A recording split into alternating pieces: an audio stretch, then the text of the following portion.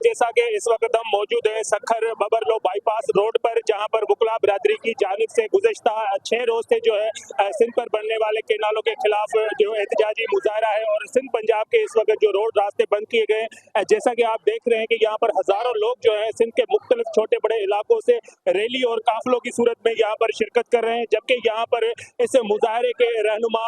आमिर बड़ाइच ने भी जो है अभी यहाँ खिताब करते हुए कहा है कि हमारा एक ही मुतालबा है कि यहाँ पर सिंध में जो बनने वाले सिंधु दरिया पर जो केनाल है उस मंसूबे का जो है नोटिफिकेशन जारी की जब तक नहीं किया जाएगा तब तक हमारा मुजाहरा जो है जारी रहेगा।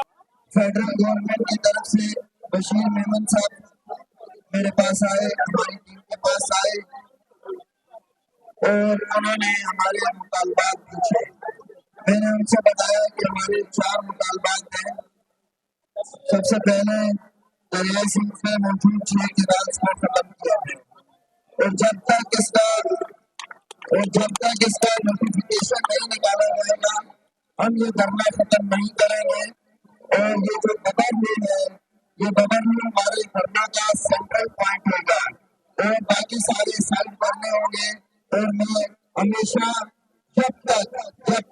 ये मसला हल नहीं हो जाता जिंदा रहा तो मैं यहाँ बबर मिल करने में मौजूद रहूंगा। दूसरी जानब आमिर बड़ाइच ने जो है अभी